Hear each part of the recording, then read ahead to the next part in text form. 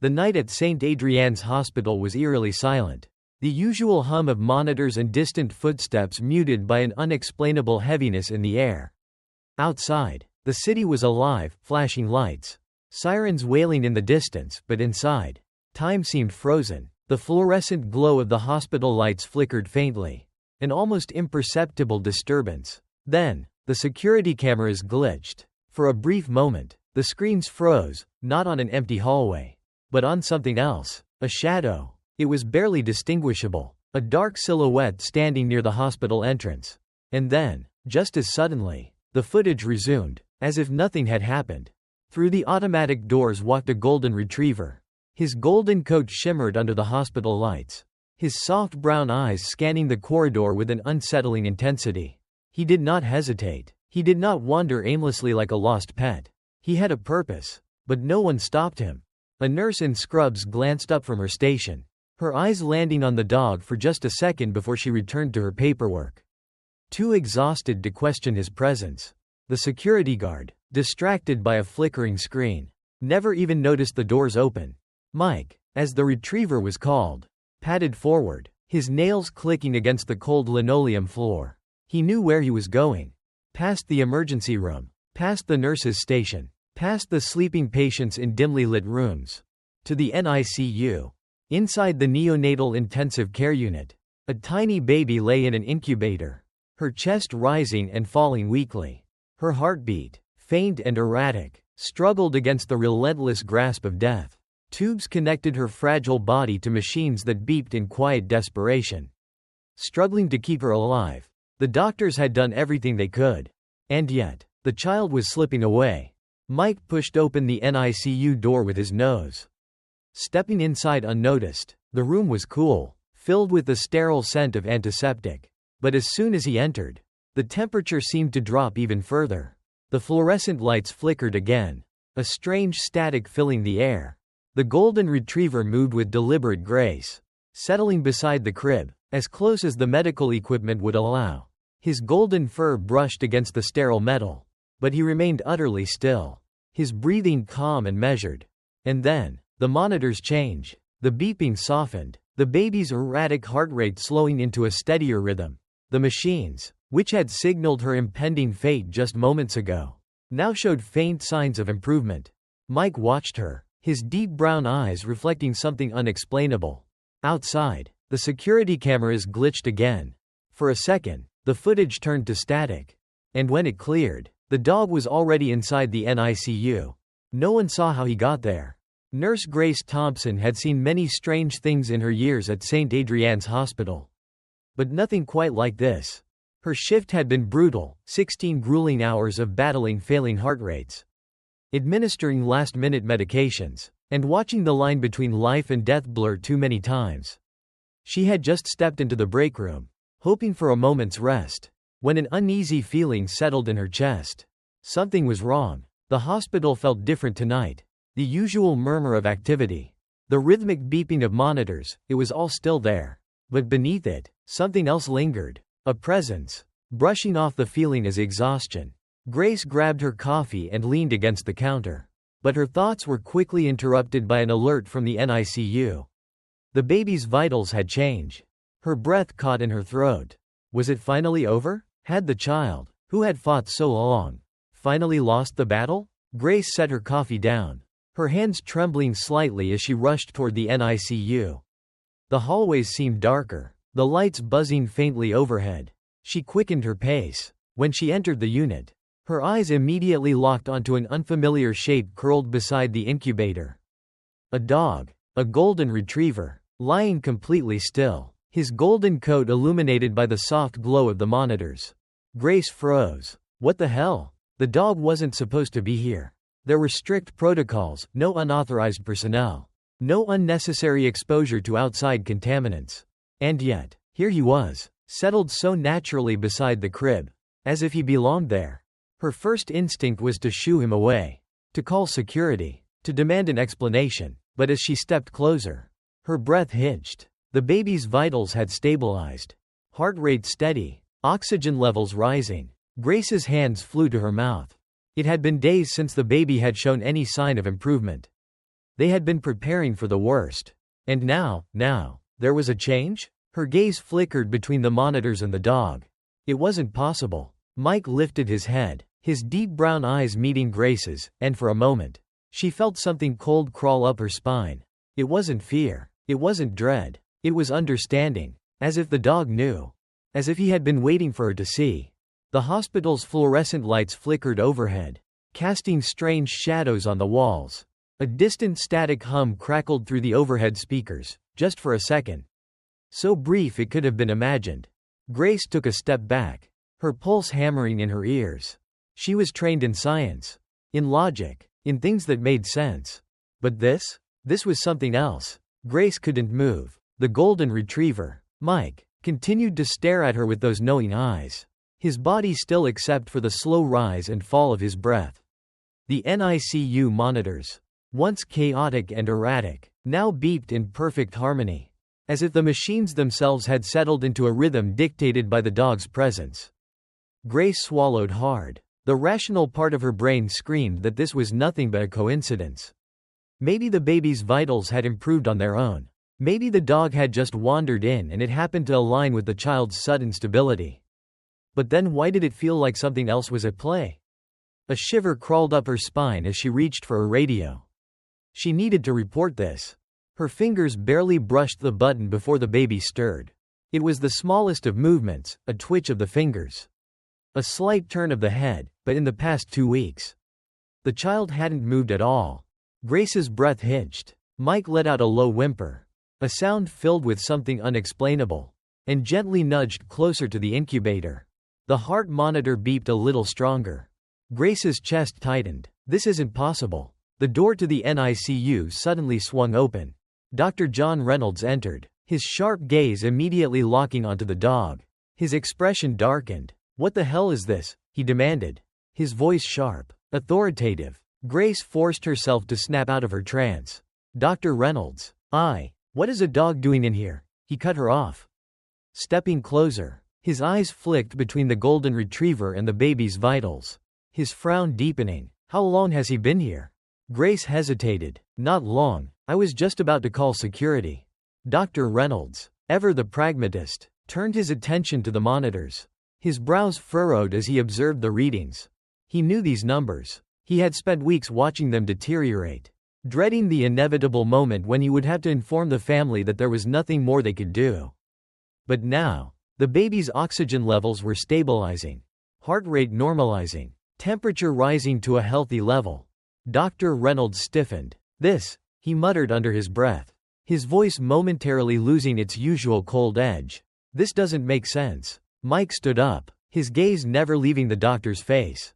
For the first time, John Reynolds hesitated. The dog wasn't scared. He wasn't aggressive. He was just watching, as if he was waiting for Dr. Reynolds to believe it too.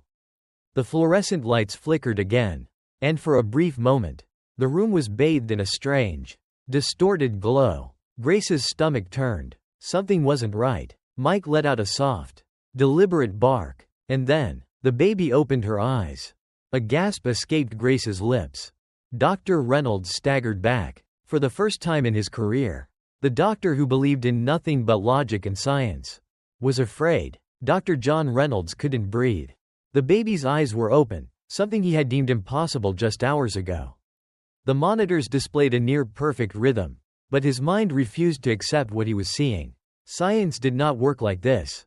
His pulse pounded in his ears as he looked at Mike, the golden retriever, who sat calmly beside the baby's crib.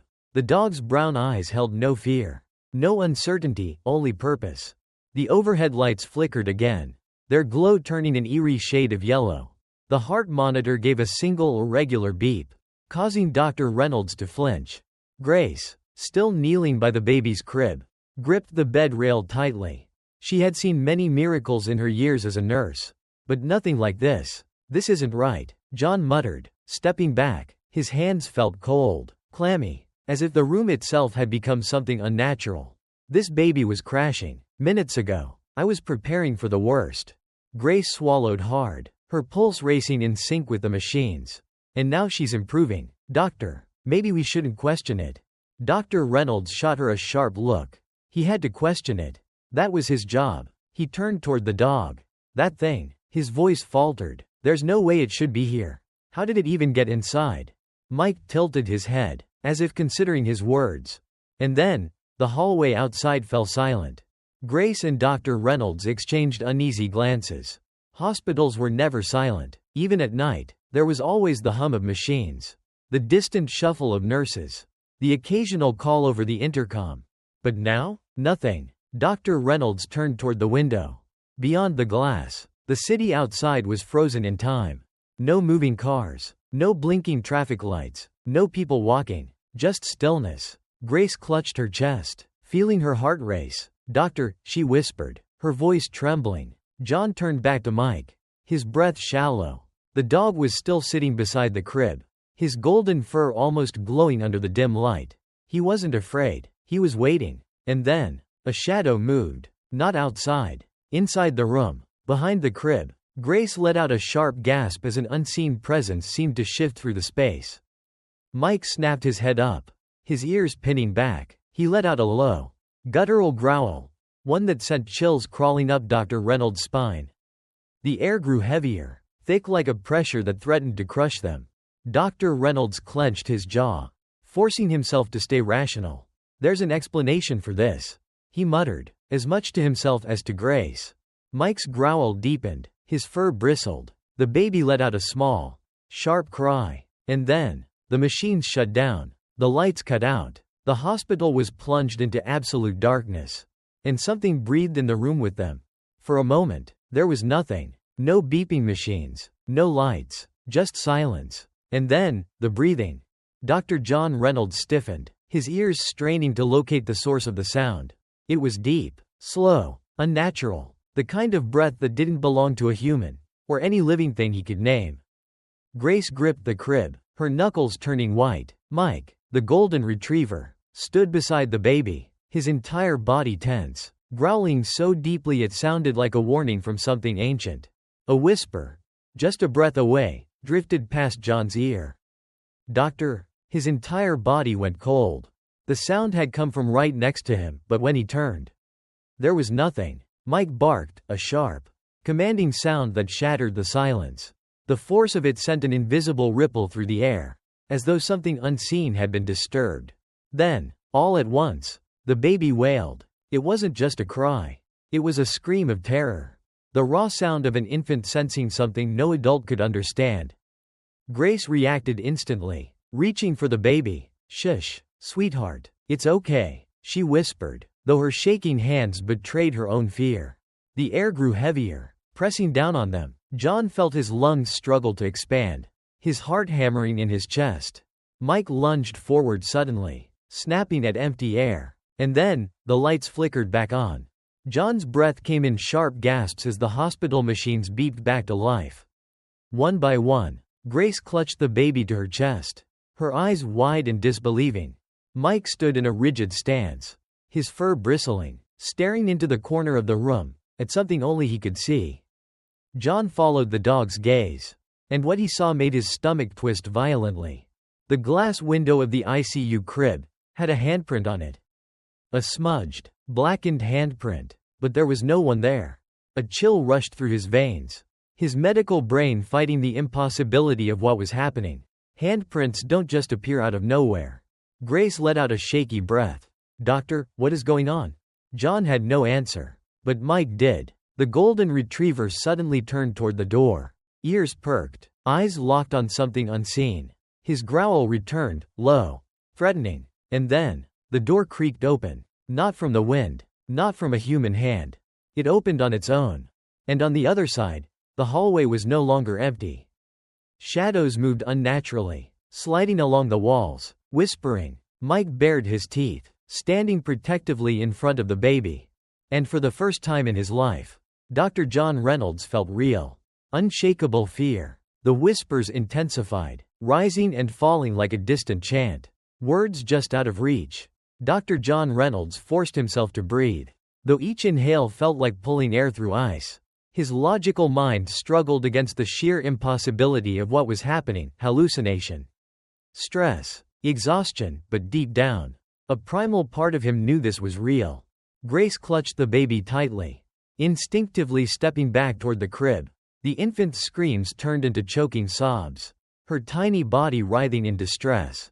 Something was wrong. Mike stood his ground in front of them, his golden fur bristling, muscles taut with readiness. His growls were no longer just warnings, they were challenges. And then, the hospital lights flickered violently, then exploded. Glass rained down, tiny shards scattering across the floor. The machines in the ICU went berserk, their beeping twisting into a terrifying, discordant symphony of chaos. The oxygen tank near the wall tipped over, rolling with an eerie clatter.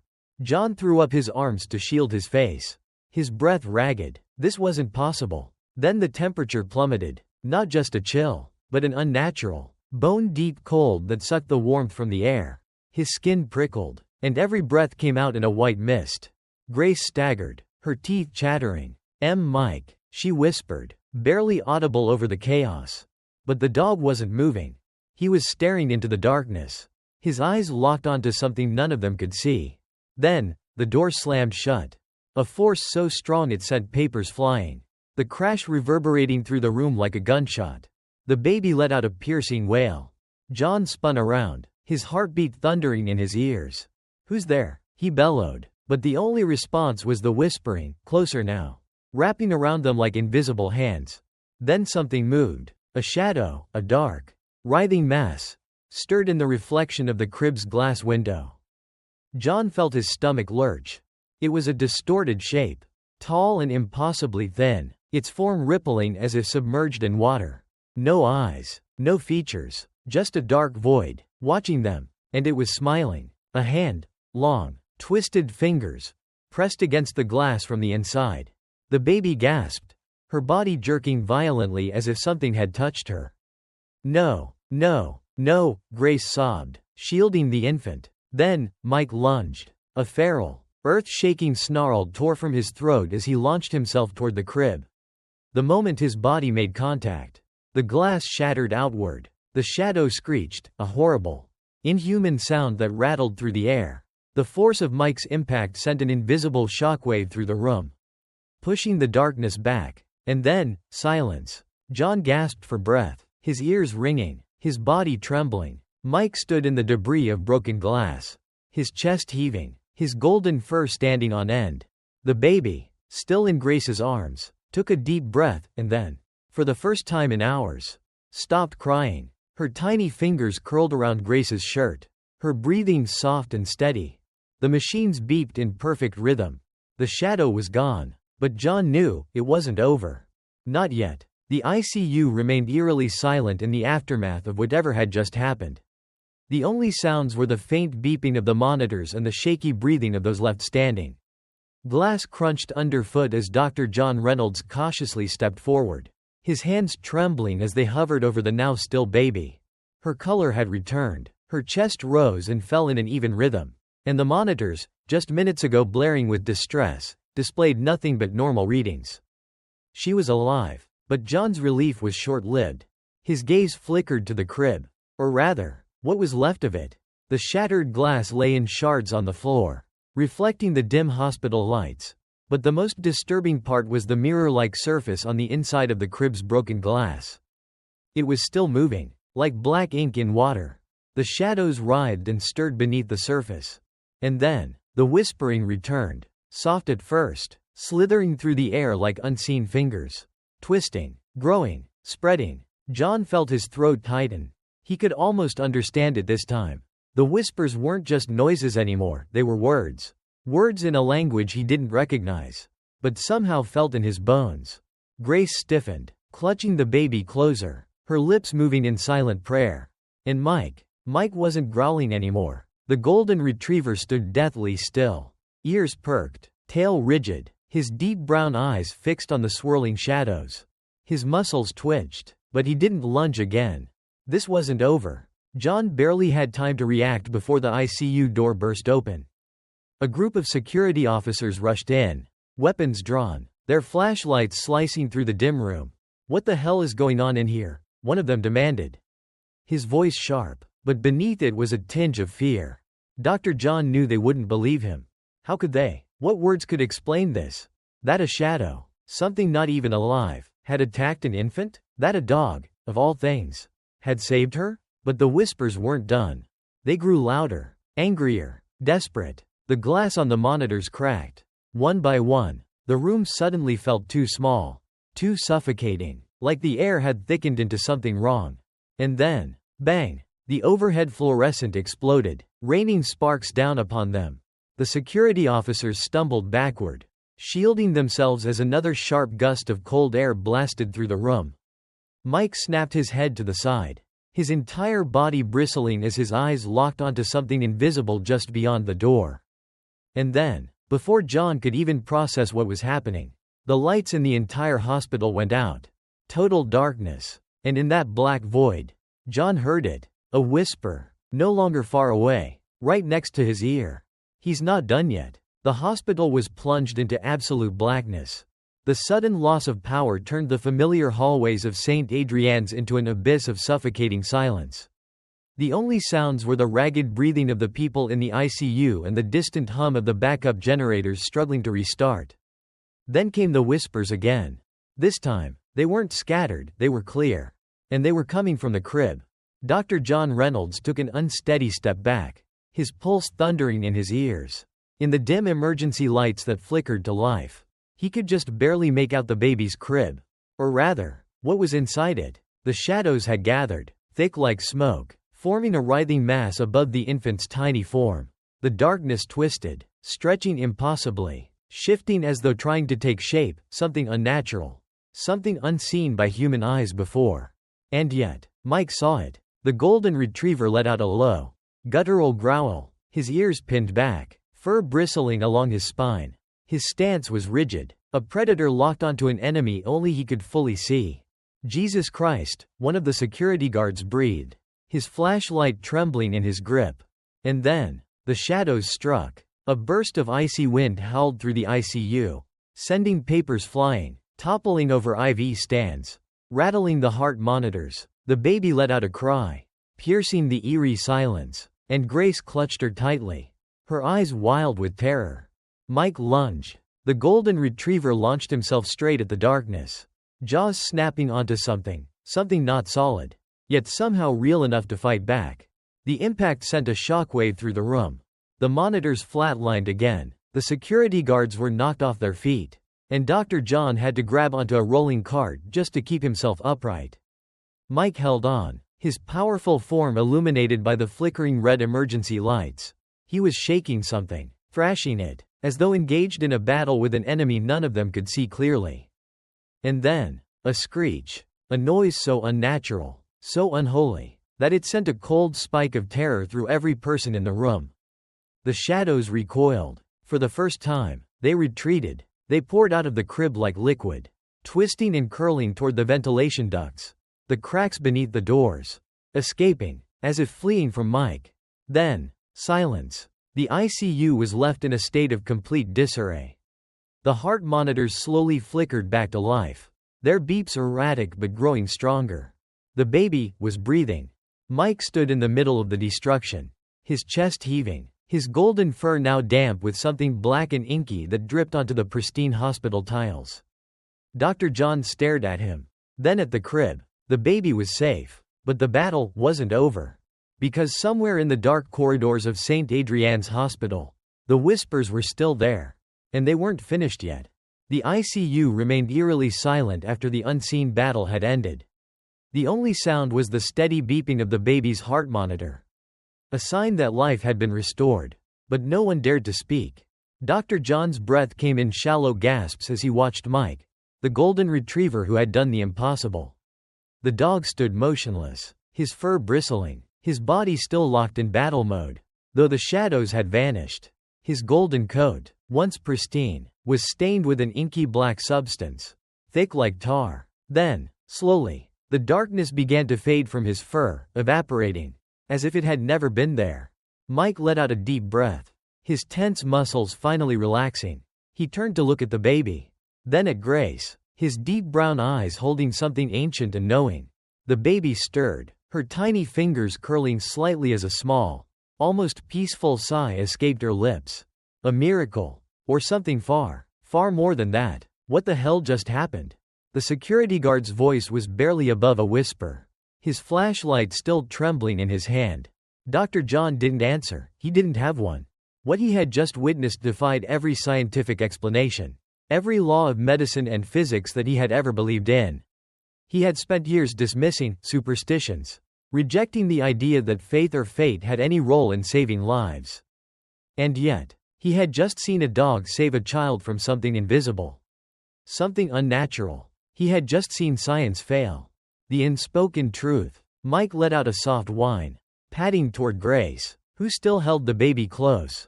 Tears streaked her cheeks, but they weren't just from fear, they were from something deeper. She understood now. Mike had come to the hospital for a reason. He had been drawn here, not as a therapy dog, not as a lost stray, but as a guardian, a protector against something that no human could fight. And now that his job was done, he was ready to leave.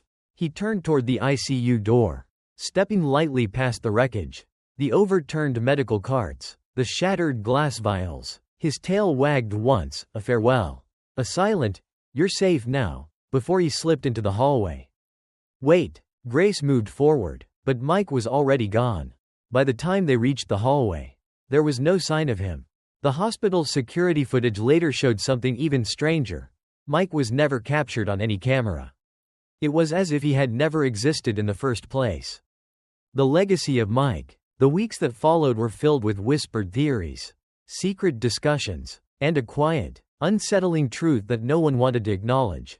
The baby fully recovered. Her condition, once critical, stabilized overnight. The doctors, including Dr. John, ran every test imaginable, searching for some logical explanation. There wasn't one. Dr. John never spoke about what happened that night.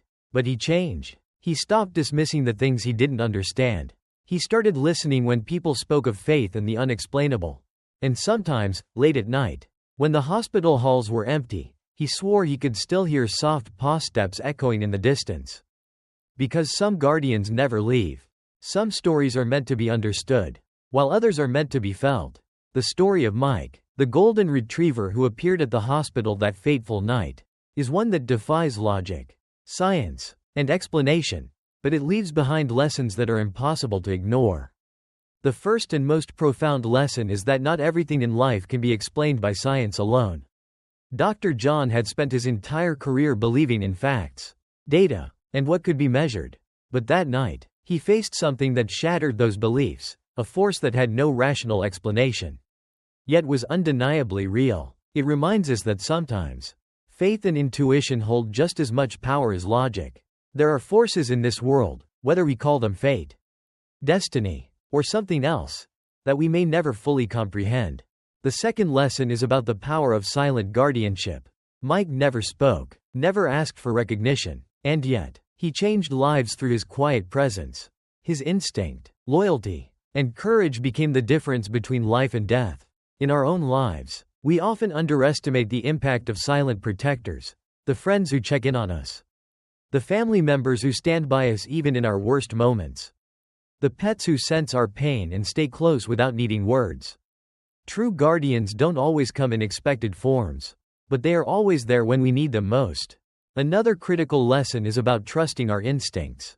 Grace felt the truth before she could explain it. She knew, deep down, that Mike belonged in that ICU, that he was there for a reason. In life, we are often taught to ignore our gut feelings, to rely only on what can be proven. But sometimes, the most important decisions come from a place beyond logic. Learning to listen to those instincts, whether in moments of danger, doubt, or love, can change everything. Finally, Mike's story teaches us that miracles come in unexpected forms. We often picture miracles as grand, impossible events, but sometimes, they come in the form of a dog walking through a hospital door, a heart monitor stabilizing, or a quiet moment of peace in the midst of chaos. Miracles don't always need to be understood, they just need to be believed. And so, we carry this story forward, not just as a mystery, but as a reminder. Sometimes, the greatest protectors walk on four legs, and sometimes, the impossible is exactly what saves us.